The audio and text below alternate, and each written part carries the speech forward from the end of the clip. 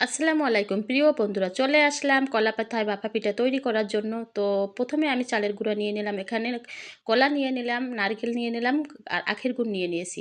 এখন প্রথমে নারকেলগুলো ভালোভাবে এখানে আমি গুড়ির সাহায্যে ভালোভাবে মিশিয়ে নিচ্ছি।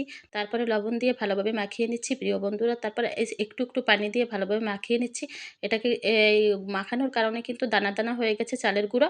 এখন চালের গুঁড়োটা ভালো একটা ছেঁকনিতে দিয়ে ভালোভাবে চালের গুঁড়োটা ভালোভাবে গুঁড়ো করে নিব। দেখেন আমার গুঁড়ো করা হয়ে গেছে। এখন আমি কলাগুলো ভালোভাবে ছোট ছোট পিস করে নিয়ে নিলাম। আর এখানে আমি কলা ভালোভাবে কলার পাতাটা ভালোভাবে এখানে আমি বটে সুন্দরভাবে শলা দিয়ে দিলাম। আর এখানে আমি ভালোভাবে দেখেন প্রথমে গুঁড়া দিয়ে দিয়েছি, কলা দিয়ে দিলাম, নারিকেল দিয়ে দিলাম, গুড় দিয়ে দিয়েছি, আবার গুঁড়া দিয়ে দিয়েছি, তারপরে কলা দিয়ে দিলাম, নারিকেল দিয়ে দিয়েছি আবার উপরে। এখন ভালোভাবে এটা একটা ছাঁকনির উপরে ভাপে দিয়ে দিলাম।